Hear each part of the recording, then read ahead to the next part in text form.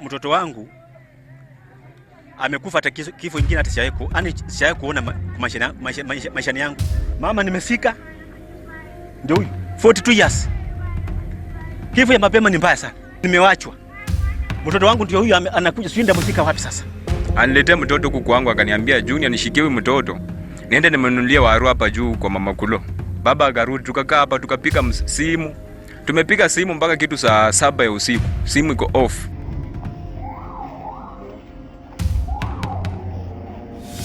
Faith Kiliswa hails from Nambilima village, Lugari in Kakamega County.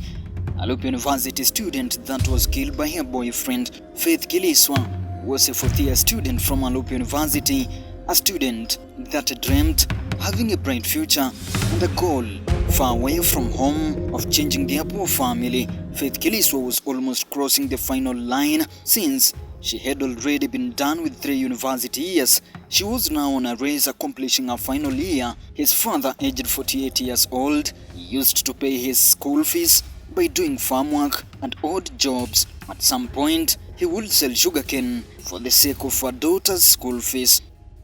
Na mtoto wangu nimeng'ang'ana na yeye paka mashemeji zangu kutoka Butobo wamenisaidia. Upande majirani wamenisaidia. Wamenisaidia mtoto anaendelea masomo yake. University Alupe. Alupe. Mwaka kesho hii mwezi wa 4 mtoto alikuwa anatoka. Nimetumika yenye napata kitoko paka hata nimekaa maskini paka nachekelewa naongelewa mambo yenye hata mimi si maskini. To her father, what he would be proud of was his family that has ended up tragically. His father clarified that he is poor because of her daughter's school fees. He confessed that he had decided to sacrifice her life financially in any way for her daughter to accomplish her university education. Footages from their house indicate a clear poverty that had prevailed them that show how the family was fighting with poverty. Her father now is a disturbed man. Now, instead of owning a family, he owns 2 graves around his compound. One of his beloved wife, who died 2 weeks later. 2 weeks before the death of his daughter, he had lost his wife. 2 weeks later, he lost again his daughter Faith Kiliswa, who was a student at the University of Alupe, who was a 4th year in the field of health-related course. Ketani alinisumbua maisha yangu miaka mingi. Up to now, mama nimesika. Ndio huyu 42 years. Kifo ya mapema ni mbaya sana. I have 48 years. Angalia, mimi nimewachwa. Mtoto wangu ndio huyu anakuja swinda msika wapi sasa? Faith was almost done with her education since she was in a final year that was cut short by her boyfriend. Faith had a child that was under care of her mother before she died 2 weeks ago. Then later, the child was under care of her father. Faith's boyfriend was known as Dibikans Wafula, who had an estimation age of in between 25 years old and 30 years old. Faith knew their love will last for long, and she never knew that the one who took care of her heart will again come to destroy the same heart. Love that had lasted for more than 3 months, love that was private, love that their family never knew, came into public awareness of the family, friends, neighbors and other citizens from a negative angle. Faith Kiliswa left home in the morning at 10. She said she was going to buy potatoes. Moments later, after a few hours, Faith was nowhere to be seen. Come night, still Faith had not come back from the market where she claimed she was going. Her brother and father got worried about Faith's whereabouts. They tried calling her phone, but it was off. This made them have no peace. That night was a very long night without the presence of Faith.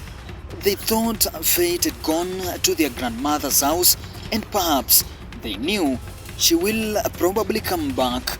The next morning, Faith's brother and father went to hustle as normal, hoping that Faith will eventually come back.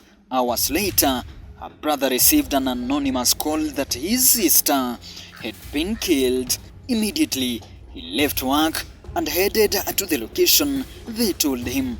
It was all true that her sister had been killed.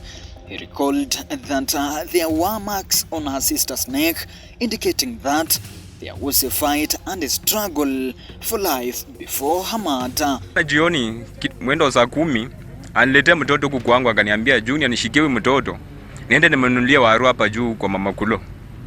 Tumekaa tukamngoja hata baba akapanda huko juu akasema, Faith ameenda wapi? Huko juu sijamuona. Nikasema ameniambia ameenda kwa mama Kulo kununua waru, mtoto hana chakula. Haya, baba akarudi, tukakaa hapa tukapika simu. Tumepika simu mpaka kitu saa 7 ya usiku. Simu iko off. Ukipiga hiyo kijana off. Mimi asubuhi nimeamuka nikasema waje niende kazini. Kufikia saa 4 hivi maybe anaweza kuwa amekuja juu anapenda kuenda kutembelewa wageni wake. Kama wakina shosho. Tukajua tu maybe ameenda kwa shosho kutembea. Tumengoja niko kazini wananipigia simu ati sister yako ameuawa. Ako hapa Mbande amechinjwa.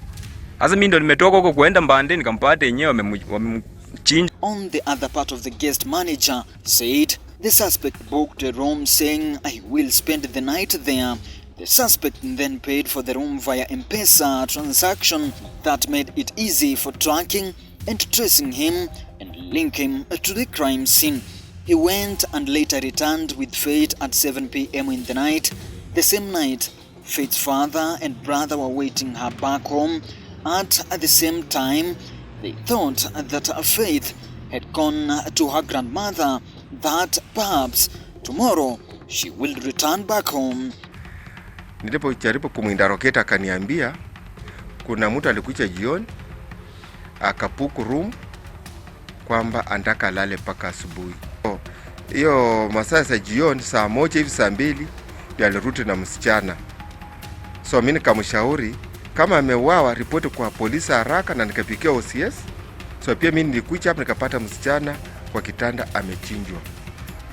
So uchunguzi unaendelea, lakini kitu ambacho nimeona yenye serikali itafuatilia alafu tupate mwenye alimefanya hii kitendo.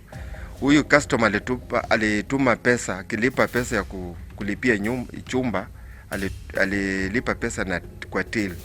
Chini ya huyu mtu imejulikana, so afisi ya TCI inafanya uchunguzi ili ikiwezekana apatikane ashikwe. The date taped to Faith's murder was on September 16 by her boyfriend Dibikas Wafula. Hours after, they checked into Mbande guest house in Matete.